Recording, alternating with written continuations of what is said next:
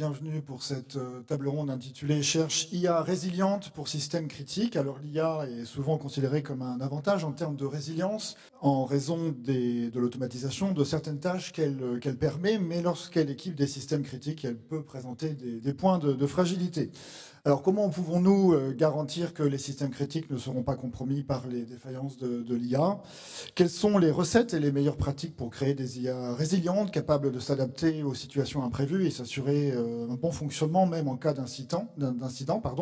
Comment pouvons-nous renforcer la robustesse, la fiabilité et la transparence des algorithmes d'IA pour répondre aux exigences de résilience dans les domaines stratégiques tels que la santé, la sécurité ou les infrastructures essentielles? Telles sont les questions que nous allons nous poser avec nos 4 intervenants. J'ai à ma droite Henri Pideau, vous êtes DSI Group de la SNCF et également auteur du livre « Faites de l'IA votre allié au quotidien ». Et je précise qu'il y aura une séance de dédicace sur le stand du Furet juste après cette table ronde. Hakim Loumi, vous êtes Data and AI Security Senior Project Manager chez Oracle. Frédéric Dorel, vous êtes architecte sécurité chez Salesforce. Et Deepak Dubin, vous êtes CEO d'EasyML. Je précise que vous êtes anglophone et donc vous nous répondrez en anglais lorsque ce sera à vous de parler. Alors je vous propose tout d'abord un rapide tour de table pour que vous expliquiez votre poste et puis votre entreprise. Et puis après, on attaquera directement sur le sujet. Je commence avec vous. Oui, bon, bonjour à toutes et à tous. Donc Henri Pideau, groupe CIO de la SNCF. Donc je suis en charge de tous les systèmes transverses au groupe. J'ai également une unité de production du numérique, enfin de la fabrique du numérique pour la SNCF et dont on traite effectivement des sujets d'IA. Hakim.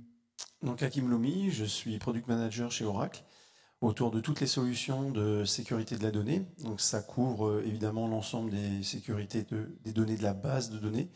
Et là récemment, bien entendu, l'IA qui prend de plus en plus de place dans notre écosystème.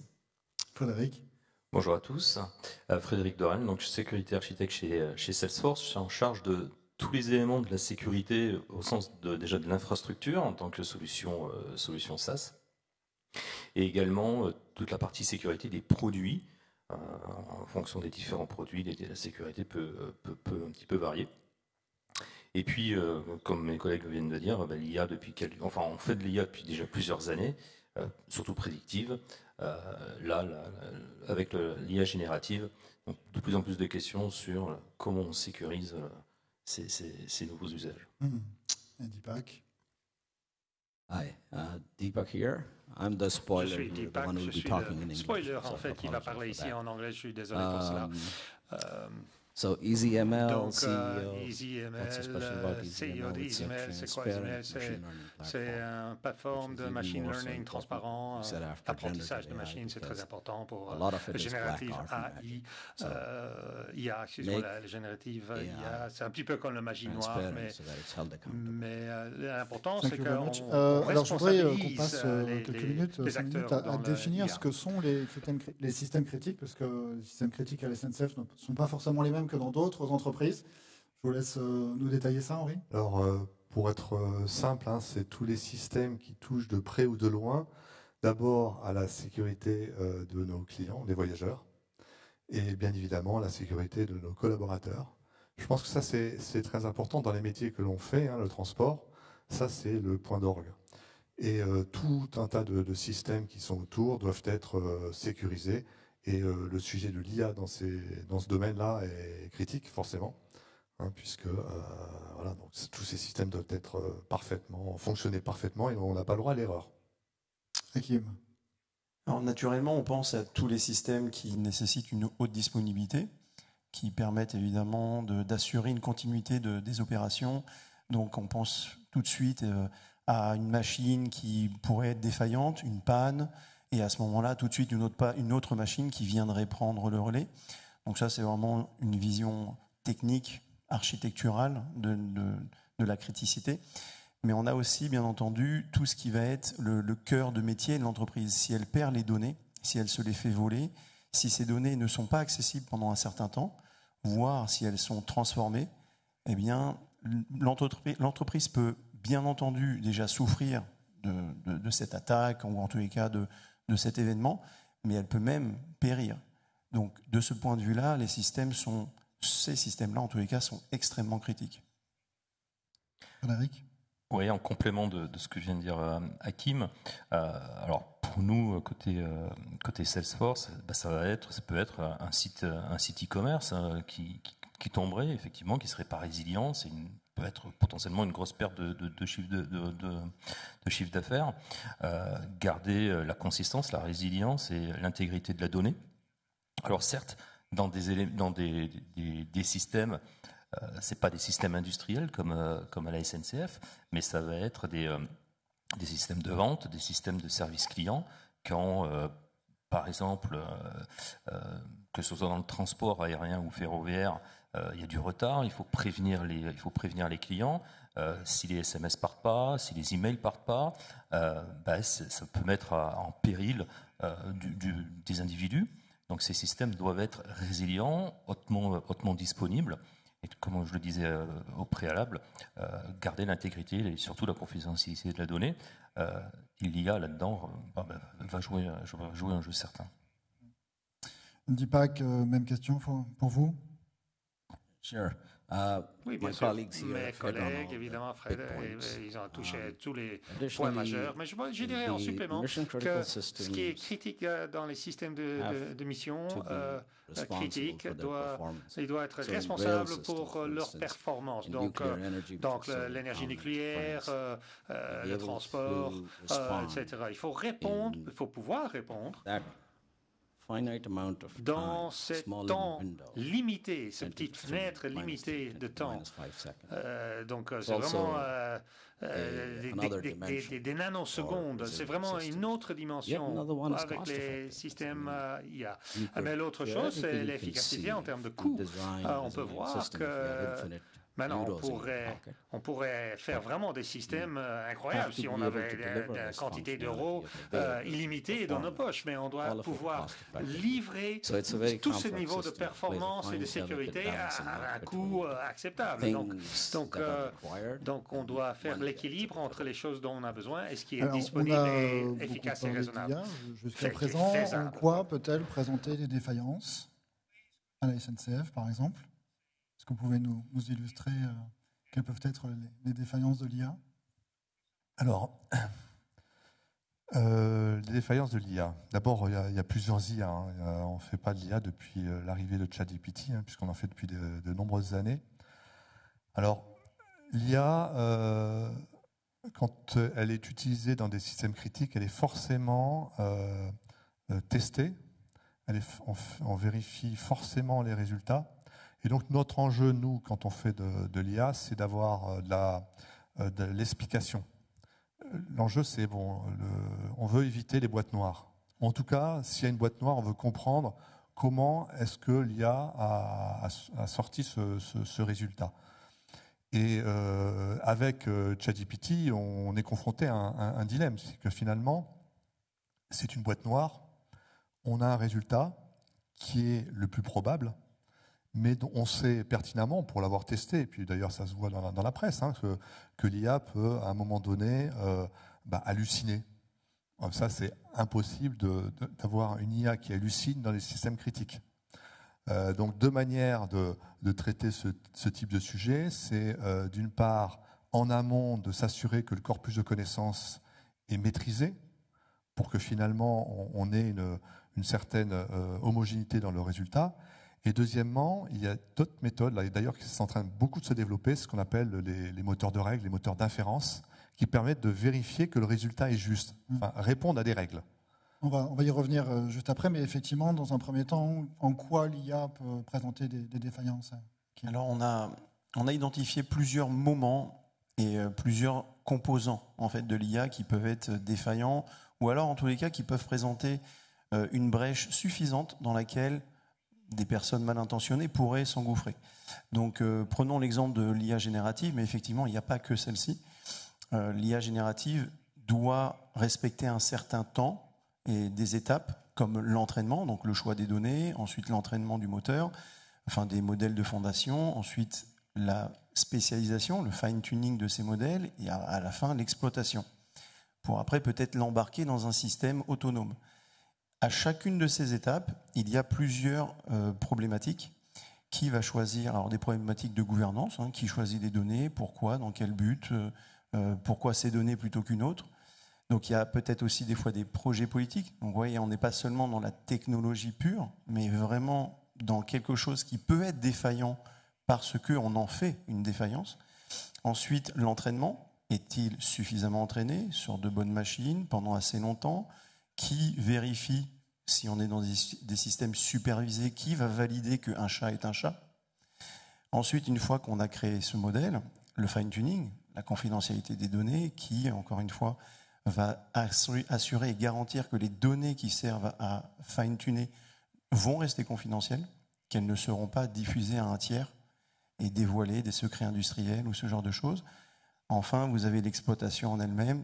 Et si vous la mettez dans un système embarqué, donc une voiture autonome par exemple, et que des hackers en amont, dans toutes ces phases que je viens de préciser, se sont insérés en fait, ou insérés volontairement de fausses données, etc.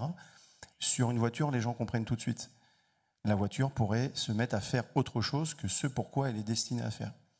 Eh bien, projetons cet exemple-là sur d'autres exemples, la comptabilité, donc la fraude ou autre chose, la santé, les médicaments, la recherche de médicaments, de molécules, etc. Vous voyez qu'en fait, l'IA peut présenter d'énormes atouts, mais il faut être très rigoureux sur chacune des étapes pour s'assurer la transparence, vous l'avez mentionné, mais aussi la rigueur de chaque phase. Frédéric ?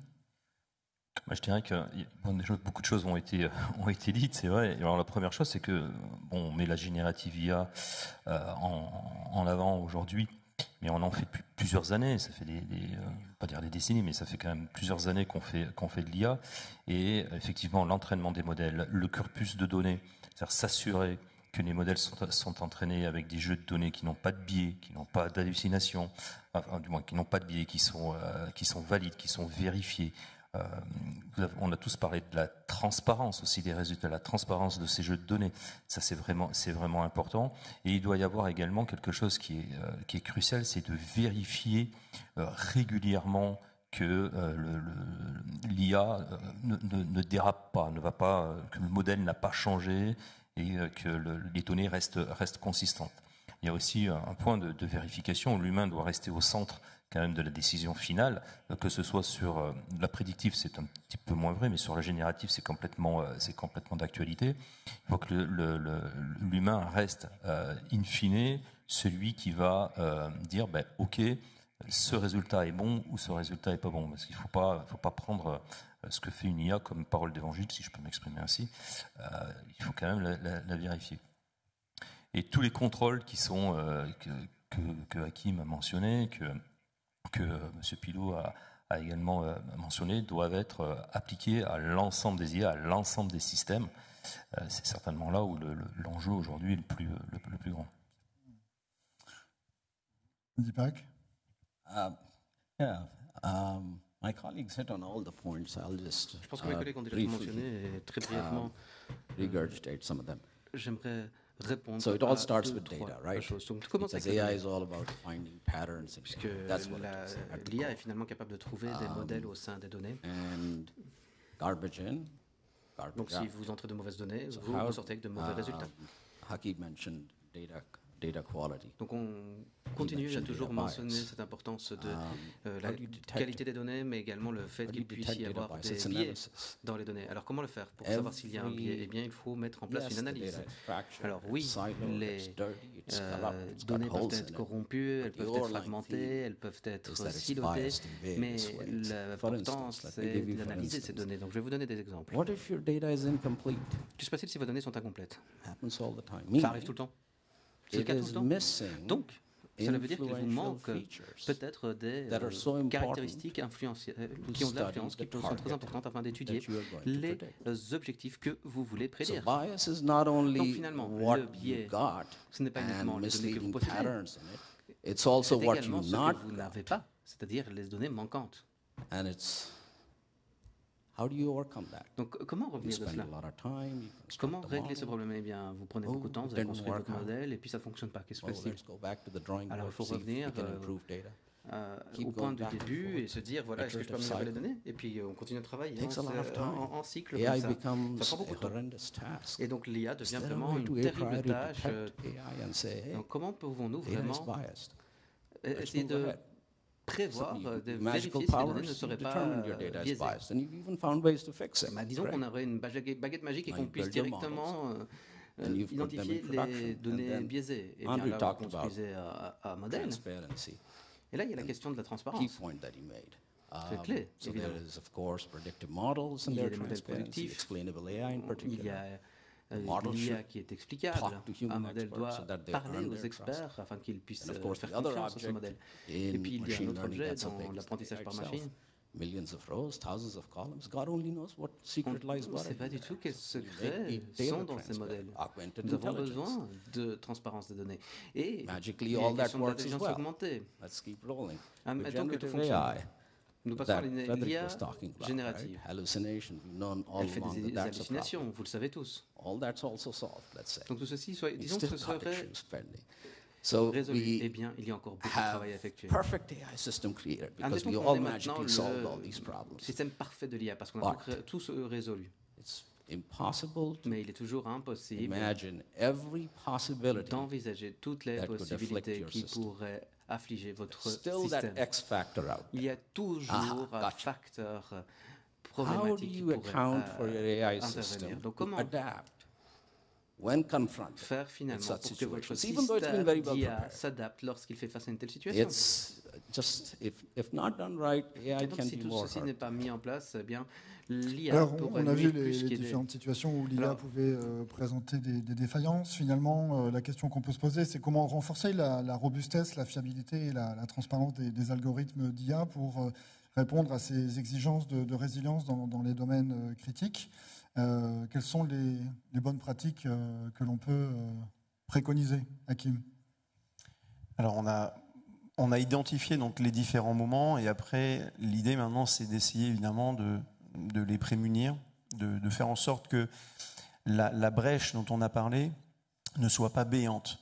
Donc, évidemment, la transparence, ça tombe sous le sens, mais c'est pas toujours évident, parce que quand on parle à des techniciens, essayer de faire comprendre aux autres ce qu'ils sont en train de faire, c'est pas toujours simple. Donc on a évidemment des tentatives avec l'open source, essayer de montrer comment les briques sont créées, comment on a entraîné, avec quoi on l'a entraîné, mais ça demande quand même aussi, il faut être sincère, ça demande des compétences que toutes les entreprises n'ont pas. Donc il va falloir évidemment passer par des normes, passer par des discussions, on va dire, inter-domaine, de manière à ce qu'on puisse se comprendre, on puisse vraiment extraire de nos contraintes des choses que l'on va pouvoir faire et pas faire. Donc très concrètement, si on prend des exemples sur le domaine médical, si on se projette aujourd'hui, évidemment, on a tous une méfiance par rapport à une décision que pourrait nous donner l'IA, mais si dans 10 ans ou dans 15 ans, les personnes qui ont été entraînées avec ces IA ont une telle croyance et ont un tel respect finalement des résultats qui ont été donnés, il va falloir être sacrément armé et techniquement et peut-être même avoir des compétences pour aller critiquer le résultat de l'IA. Évidemment, aujourd'hui, on est tous critiques par rapport à ça. Mais encore une fois, projetez-vous dans un monde où tout le monde aura été éduqué par ça et tout le monde aura peut-être eu un prof IA. Alors je parle peut-être dans 15 ans, dans 20 ans. Donc si on n'a pas réellement des systèmes qui sont capables de nous expliquer pourquoi telle ou telle chose a été faite, on pense à Parcoursup par exemple, pourquoi est-ce que Parcoursup prend telle ou telle décision, qui va aller auditer les codes, qui va vraiment comprendre comment comment le composant fonctionne réellement. Donc il y aura un véritable travail de compréhension. Là, je pense que les consultants auront énormément de travail devant eux dans les prochaines années. Henri, vous voulez réagir? Oui, parce qu'en fin de compte, on parle de l'explicabilité et ça dépend en fin de compte des IA. Quand on parle d'IA prédictive, c'est essentiellement des algorithmes mathématiques que l'on comprend. Quand on parle d'IA générative, c'est des algorithmes aussi mathématiques, mais dont le résultat n'est pas compréhensible. Et on ne pourra jamais expliquer pourquoi elle a sorti ce résultat-là. Alors la seule chose que l'on peut maîtriser, c'est le corpus de connaissances, avec quoi on l'a formé. Et deuxièmement, régler un certain nombre de potentiomètres, le degré d'hallucination. C'est-à-dire que si on met beaucoup d'hallucination, ça veut dire qu'on cherche à ce que l'IA soit imaginative. Par contre, si on enlève de l'imagination, elle va converger, elle va toujours sortir la même réponse, et donc elle ne pourra pas sortir le champ des possibles. Donc il faut, derrière les IA, avoir des mécanismes qui d'abord vérifient que l'IA ne dérive pas, et ça rejoint le propos de Frédéric, donc régulièrement questionner. Ensuite, on doit y mettre des règles de déontologie, des règles de sûreté. Exemple, imaginons, hein, j'ai un exemple, on planifie le parcours des trains, ce qu'on appelle les sillons. Bien évidemment, depuis des années, on n'a pas entendu l'IA pour planifier les sillons. Et on a des spécialistes, des humains, hein, qui connaissent parfaitement tout le réseau et qui savent que s'ils déplacent un train ici, ça va impacter celui-là et ainsi de suite. Des grosses tronches, hein, ils font ça toute la journée. Et donc, on est en train de se poser, et ils vont partir à la retraite. Hein. Donc, on se pose la question, finalement, est-ce qu'on peut mettre une IA? Mais bien évidemment, on ne veut pas que les trains se rencontrent, hein, et on ne veut pas qu'ils se rentrent dedans. Donc, forcément, on veut quand même avoir l'imagination humaine, mais tout en ayant quelque chose de sûr à la fin. Et c'est pour ça que tout à l'heure, j'ai parlé de règles. Il faut que les règles soient appliquées. Et on peut très bien avoir une forte imagination, des règles appliquées. Si ça sort un résultat qui n'est pas bon, on refait la boucle. Et à la fin, on peut avoir des IA qui sortent des résultats qui sont fiables et qui en plus ont une imagination pour trouver des cas qui n'avaient pas été trouvés par l'humain avant. Et juste pour finir, l'exemple du jeu d'échecs, l'exemple du Go. En Go, la machine dépasse l'humain. Elle a sorti des stratégies que depuis 5000 ans, on n'a pas trouvées. Et pourtant, la machine les a trouvées. Donc, il ne faut pas non plus brider l'IA. Il faut lui laisser le champ des possibles. Mais par contre, il faut la contrôler. Frédéric, oui. Oui, c'est ça. Tout le mot est là. C'est le contrôle et vraiment comprendre comment ça fonctionne et avoir des règles en entrée alors des règles en entrée pour effectivement éviter l'hallucination pour la Gen AI, éviter aussi les problèmes d'éthique. Ça, c'est un point qu'on n'a pas trop abordé, mais c'est si on la contrôle pas, si on lui met pas un certain nombre de règles, comme dit par Henri, et ben elle va dévier et en fonction de comment ça s'appelle, en fait, un petit peu ce qu'on lui rentre comme données, ce qu'on lui met comme données en entrée. Pardon. Et ben on pourrait avoir des problèmes d'éthique. C'est tout à fait vrai avec la générative IA. Et puis derrière aussi analyser, donc avoir, une fois que la réponse est arrivée, avoir des mécanismes pour analyser ce qui a été mis en entrée, ce qui a été donné par les LLM pour la générative IA, en sortie, tous les résultats de ces potentiomètres, les récupérer également et voir comment l'IA, sur des entrées qui sont similaires, sur des prompts qui sont similaires à entrée, va réagir et va évoluer.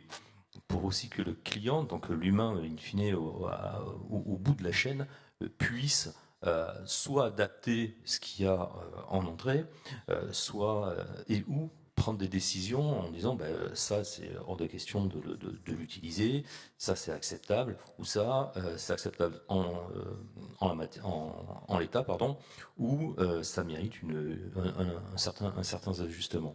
C'est un petit peu le moteur de règle, même si comment ça s'appelle, sur des systèmes industriels comme à la SNCF ou moi des systèmes, enfin chez nous plutôt des systèmes plus transactionnels, métiers, il y a une différence, mais la philosophie reste la même. Il faut non seulement s'assurer que les données d'entrée sont comprises, sont maîtrisées et sont sécurisées.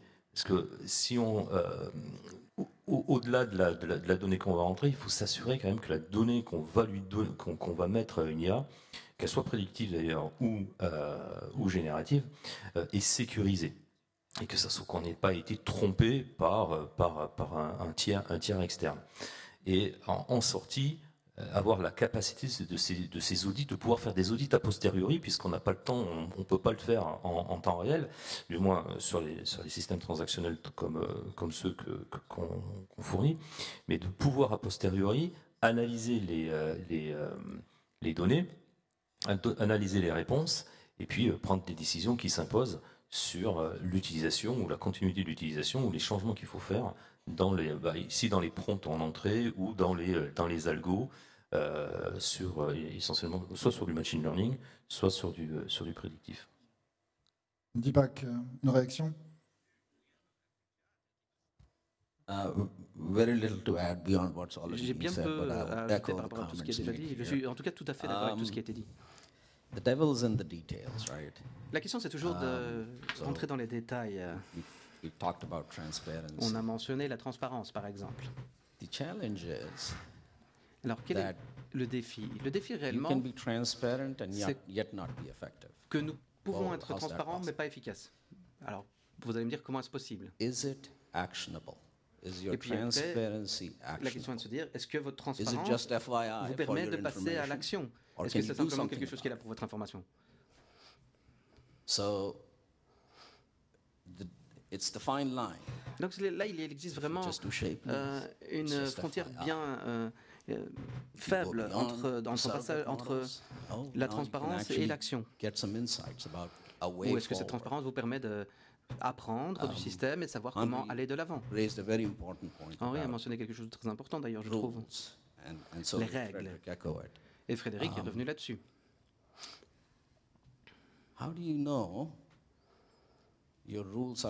Comment savoir que vos règles sont à jour, par exemple? Le temps passe, les affaires et les conditions évoluent. Peut-être que vous avez manqué une nouvelle tendance. Certains de vos mécanismes sont peut-être trop vieux, vous devez peut-être les remplacer. Comment vous faites cette identification? Comment vous renforcez certains des seuils sur vos règles, par exemple? Comment obtenir des données récentes?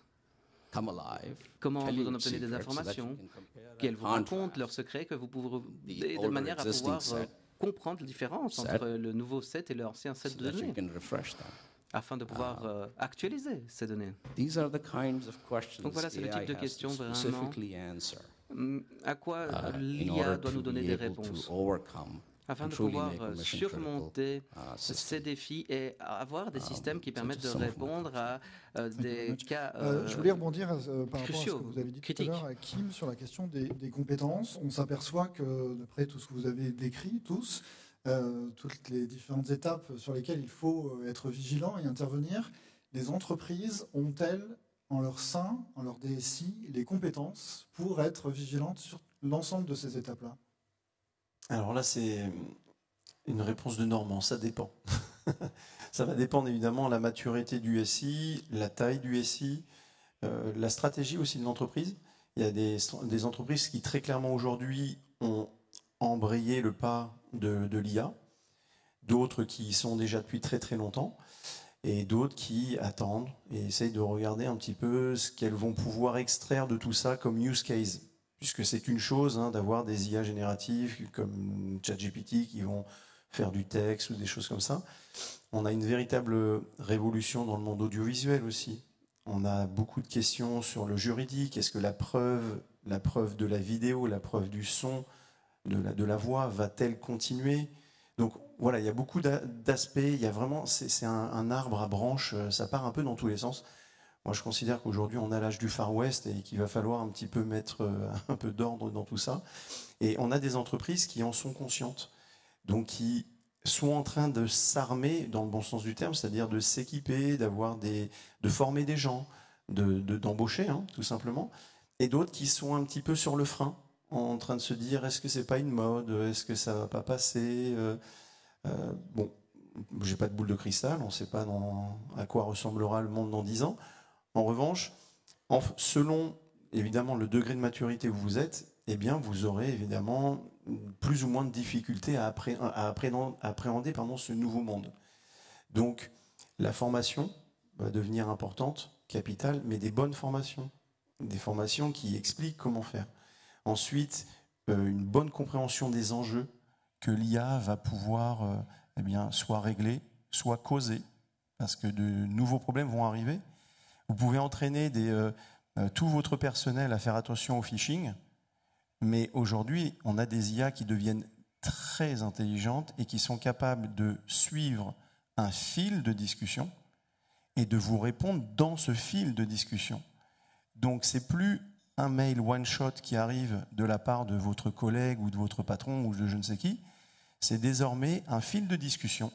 Et elle s'est insérée dedans et elle vous envoie à tout le monde en disant « Oui, alors, pour rebondir sur ce que nous avons dit dans la dernière réunion, etc., je vous envoie le PDF qu'il faut absolument que vous amendiez, etc. » Bon, les gens vont cliquer dessus. Donc, vous voyez, aujourd'hui, on bascule dans quelque chose de nettement plus technique, où il va vraiment falloir avoir de véritables compétences et surtout des bons réflexes à avoir. Et ça se décrète pas.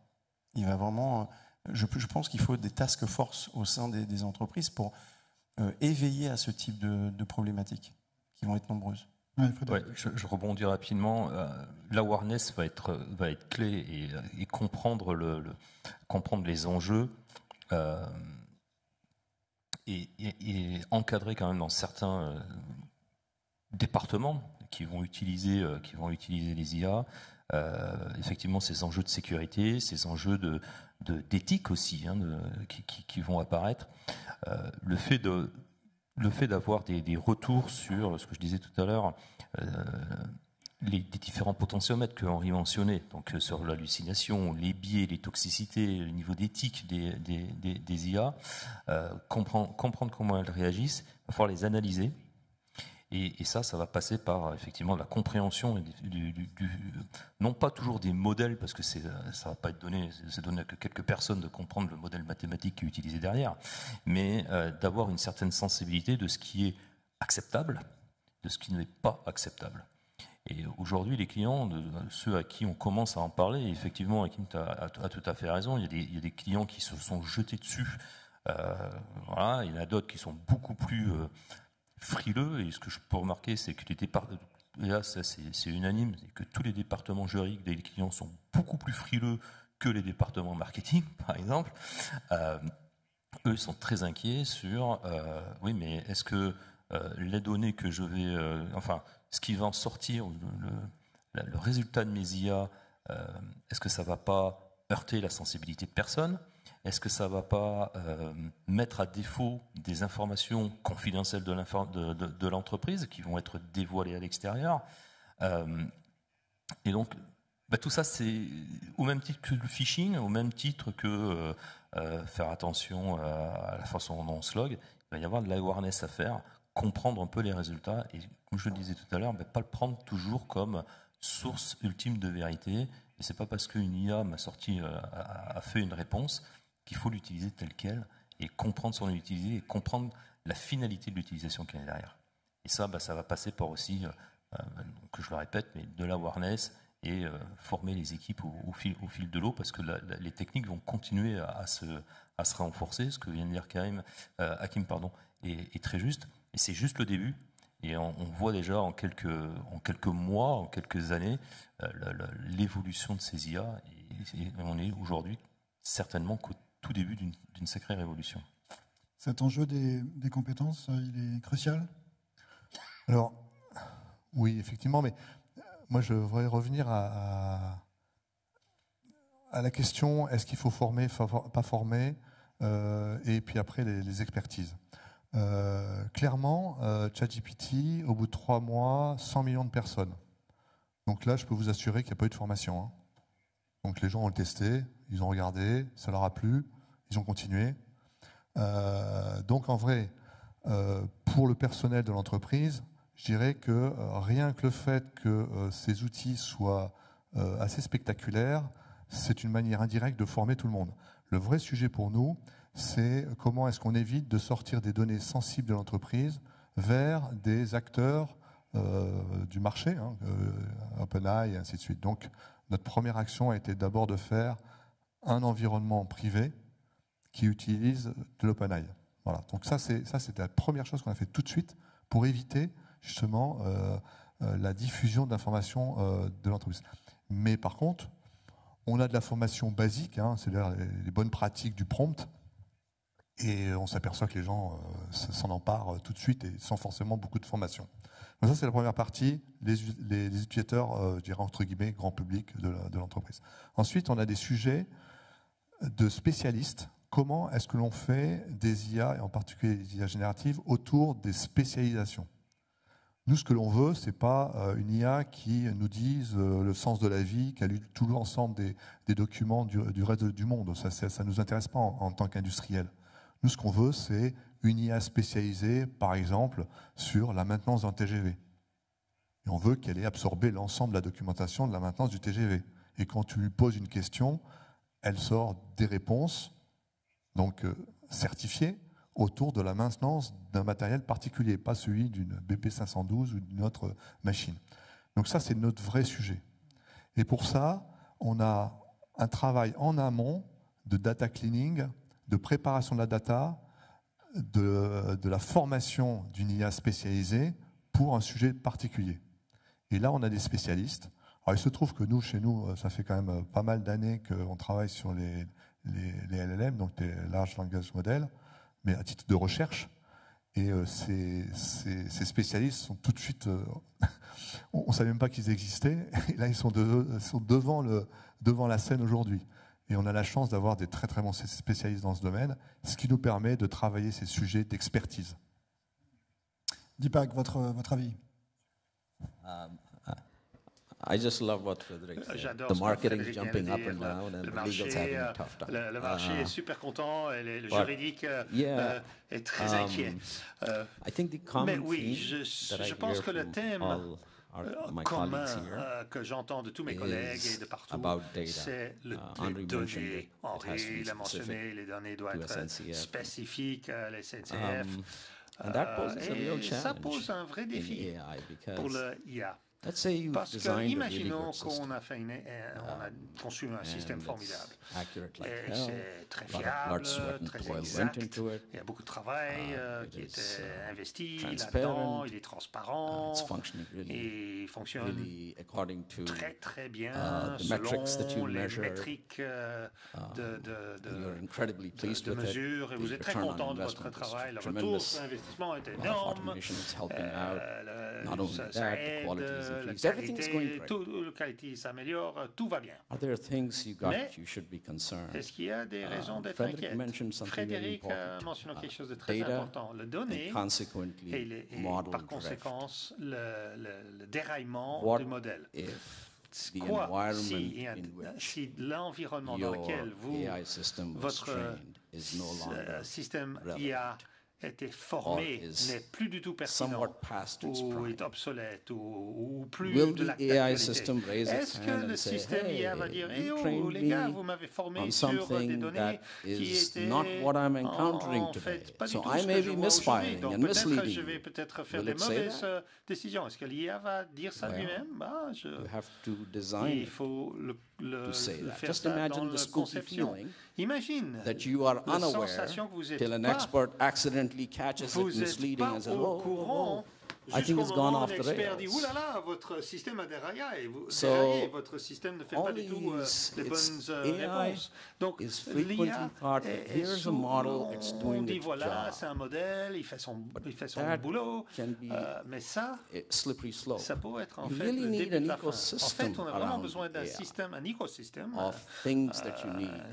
autour de tout ça, de tout ce que vous avez besoin. La transparence, la responsabilisation, le fait qu'on peut empêcher ce genre de déraillement, la médiation, la vérification que tout va bien, ou qu'il y a eu un faille, qu'il y avait une attaque. Alors oui, ok. Si vous dites voilà le problème, vous formez un problème, mais vous ne posez pas de solution, vous faites partie du problème. Le système IA doit être intelligent pour trouver des solutions à tout ce qui tourne autour de cet écosystème doit aussi être mis en place. Rien que le modèle prédictif tout seul, c'est déjà un grave risque où vous pourrez peut-être être amené dans les mauvais sens par l'IA, sans le savoir. Ok, alors un micro va bientôt passer parmi vous si vous avez des questions. Moi j'ai encore une question à vous poser. En vous écoutant, on s'aperçoit que la question de la fiabilité de l'IA, notamment pour les systèmes critiques, est un domaine transdisciplinaire. Est-ce que finalement, au sein de l'entreprise, ma question c'est qui doit prendre en charge l'intégralité de ces questions? Bien entendu, la DSI est partie prenante. On a parlé également d'éthique, donc le département juridique, la direction générale. Enfin, voilà, qui doit piloter l'intégralité de ces questions? Alors, je pense pas qu'il y ait... Je crois pas à un système, une organisation centrale qui s'occupe de l'IA pour tout l'ensemble de l'entreprise. On a plus d'une centaine de métiers, 1700 personnes, 1800. Non, on est 170 000. Non, mais ce que je veux dire, c'est que l'IA, elle est quasiment presque dans tous les métiers.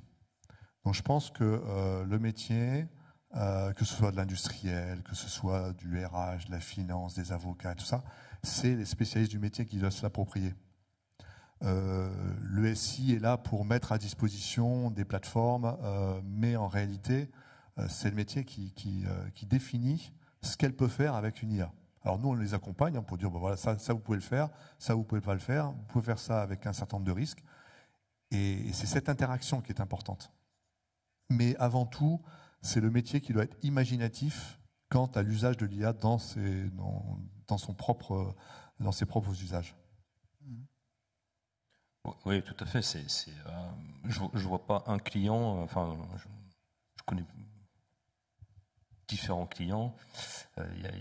Dans aucun d'entre eux, il y a un département qui va gérer l'intégralité de la problématique liée à l'IA.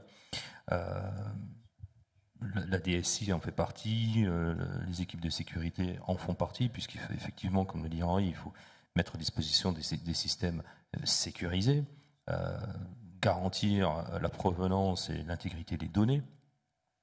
Mais in fine, oui, c'est le marketing qui va l'utiliser, c'est les ventes, c'est les services clients, c'est certains systèmes de production qui vont l'utiliser.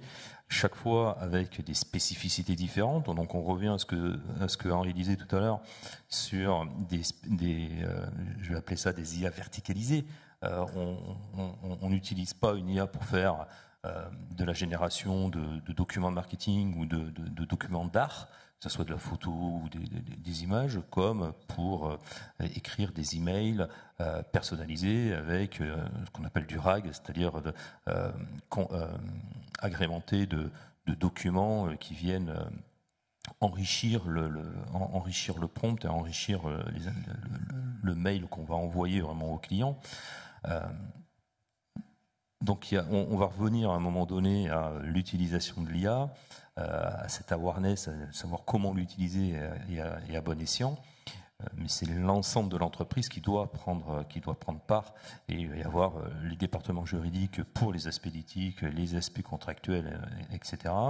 La sécurité, le département informatique pour la mise à disposition des systèmes, l'intégration avec le reste des systèmes de l'entreprise. Si je prends notre cas de figure, par exemple, on va venir s'intégrer à la documentation générale de l'entreprise, par exemple, à des systèmes externes qui n'ont strictement rien à voir avec les nôtres.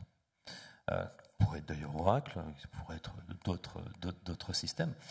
Il faut sécuriser ça c'est le propos du département informatique. Et puis après, chaque département, on va dire, fonctionnel ou plutôt métier de l'entreprise va avoir sa propre utilisation. Et je pense que ce qui est le plus important, c'est de mettre à disposition des utilisateurs au plus près de leur application métier ces capacités d'IA, voire intégrer dans leur capacité de métier, dans leurs applications métiers. Hakim, vous voulez réagir? Beaucoup de choses ont été dites.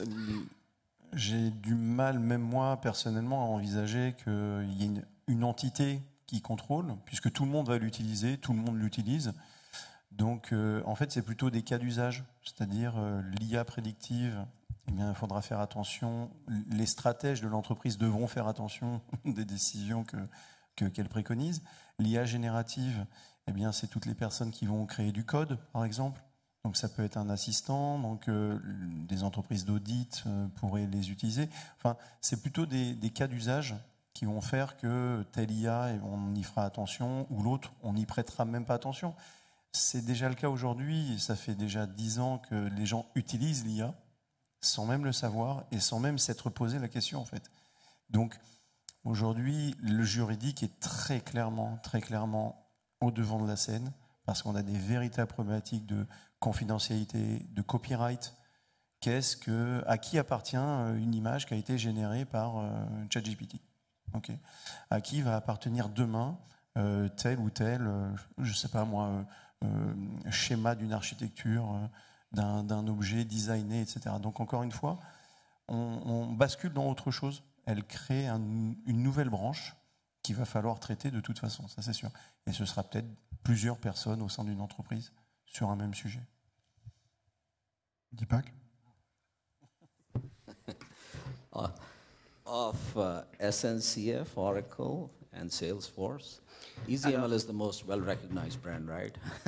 Je pense que EasyML, c'est peut-être la marque la plus reconnue en cette matière. For us, it's just a marketing department, and it's Pour not nous, too huge. C'est simplement une question de marketing, c'est un département marketing, donc ce n'est pas Okay, énorme. très bien. Donc alors, on va faire circuler un micro dans la salle. Est-ce qu'il y a d'ores et déjà des questions?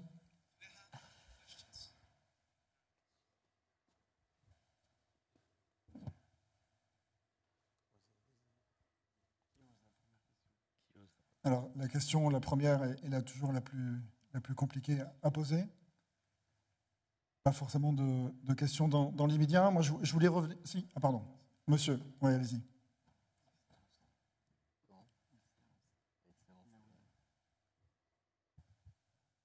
Bonjour, merci. Ma question s'oriente essentiellement sur la partie des large language models. Donc, système d'IA générative. Aujourd'hui, assez peu d'entreprises et d'industries vont avoir la capacité de développer ces modèles-là. Ils vont se fournir auprès de grands providers de modèles, très bien connus, tout ça. Aujourd'hui, donc, ça veut dire que la problématique de la sécurité de ces large language models est une problématique auquel ces providers vont devoir répondre. Quelle est pour vous la maturité aujourd'hui de la réponse? Comment est-ce que cette problématique de sécurité de ces LLM est aujourd'hui abordée par ces providers et comment des grandes industries peuvent aujourd'hui se baser sur ces réponses-là pour les opérer et pour les intégrer? Allez-y, Frédéric. Oui.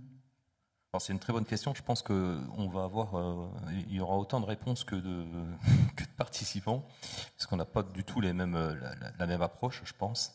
Donc je vais parler dans mon cas de figure pour Salesforce. Et effectivement, on va mettre à disposition des clients des capacités de masking de données. C'est-à-dire laisser le client envoyer au LLM juste l'information qu'il veut qu'il envoie. Et de pouvoir masquer ou anonymiser, si vous préférez, des données plutôt pseudonymisées en termes de sécurité, des informations pour éviter d'enrichir le LLM avec ces informations qui peuvent être confidentielles. Alors ça peut être tout et n'importe quoi. Ça peut être un email, un numéro de téléphone, un compte bancaire. Ça pourrait très bien être aussi des noms de produits, une valeur de stock, la combinaison des deux ou la combinaison de plusieurs informations confidentielles au sens de la data classification de l'entreprise. Donc on fournit au client la capacité donc de masquer ces informations, c'est-à-dire de ne pas les envoyer au LLM, en plus d'un certain nombre d'autres règles telles que la capacité de règles donc d'éthique qui sont directement intégrées à la solution. Et puis après, c'est ce que je disais précédemment dans la discussion, vérifier via de l'audit le prompt qui a été fourni par l'utilisateur, le prompt masqué, la réponse par le LLM et les différents, j'aime bien le terme de potentiomètre, hein, c'est-à-dire les différentes règles d'hallucination, etc. Une autre règle, c'est une règle et technique et également contractuelle de non-persistance de la donnée au niveau de ces LLM dits publics. Parce qu'on va avoir deux grandes catégories. Henri l'a mentionné tout à l'heure, je ne sais pas si vous en avez fait attention, mais on va utiliser, donc, les clients vont utiliser du LLM public tel qu'OpenAI et d'autres. Mais ils ont aussi la capacité d'utiliser ces grands modèles-là dans des environnements privés.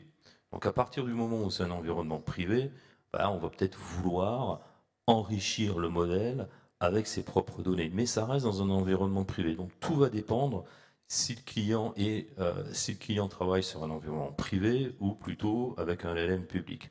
Sans compter que il y a quand même beaucoup de clients qui ont créé leur propre LLM, qui ont développé leur propre LLM, et donc la capacité aussi d'utiliser leur propre LLM. On revient sur la verticalité de ces IA. Je ne sais pas si ça répond à votre question, mais au moins pour ce qui me concerne, voilà, je laisse mes collègues.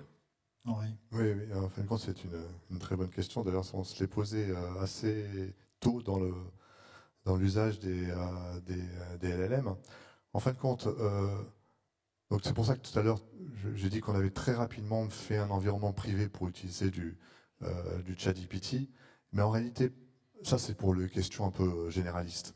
Mais pour toutes les questions qui sont liées à la documentation technique de l'entreprise, là pour le coup, on est plutôt sur un modèle de SLM, des Small Language Models, et avec un apprentissage par nos équipes. Du coup, on est indépendant des grands LLM. Et ça, je crois qu'en réalité, pour les entreprises qui ont une certaine masse critique pour pouvoir se le faire, se le payer, ça va être vraiment la clé de la spécialisation. En fin de compte, on va avoir des personas spécialisés pour un thème particulier. Pourquoi ? Parce qu'on va la rattacher à, par exemple, la maintenance. Des techniciens de maintenance qui sont sur le terrain avec de la réalité augmentée vont pouvoir faire appel à des spécialistes. Aujourd'hui, on fait ça. On fait appel à des spécialistes en centrale qui les aident à faire des gestes métiers. Demain, on va être plutôt, si on généralise cette méthode, il va pas y avoir, on va pas pouvoir mettre autant de spécialistes qu'il y a de besoins.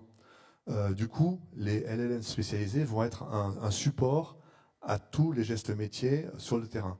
Donc on voit bien que notre vrai sujet aujourd'hui, c'est comment est-ce qu'on peut mettre en place des LLM spécialisés avec notre propre data et surtout à des prix tout à fait corrects. Parce que si on commence à aller consommer du ChatGPT pour traiter ces sujets métiers, ça va nous coûter une fortune. Alors bien sûr, Microsoft veut tout de suite nous envoyer des licences. On a fait des calculs, on a plusieurs dizaines de millions. On a dit, on va se calmer. Donc on va laisser sur du SLM, du Mistral en open source par exemple, ça marche très bien. Et on rajoute notre capacité à la former à notre spécificité. Voilà notre stratégie aujourd'hui. Est-ce qu'il y a d'autres questions dans la salle? Yeah. Oui, yes. Yeah, just a quick point. Oui, je voulais dire quelque chose rapidement. About Microsoft, right? Vous avez parlé de Microsoft. Vous avez peur d'eux, non? The other point is, your question also referred to about how can we Votre trust question the responses, est de savoir également si on peut faire confiance à leurs réponses. And that goes back to transparency. Et ceci revient à cette question de la transparence. Can you trace it back to the Parce que s'il vous donne une réponse, il faut être sûr de pouvoir revenir à la source et comprendre quel est le document d'origine qui a été utilisé pour extrapoler la réponse. De cette manière, je peux faire confiance à votre système. Mais je suis d'accord avec ce que vous dites. Donc, un mécanisme, c'est les stratégies de récupération de l'origine de la donnée. Bah écoutez, messieurs, merci beaucoup pour votre participation. Merci à vous dans la salle et merci à tous ceux qui étaient connectés également. On peut vous applaudir. Merci. Merci.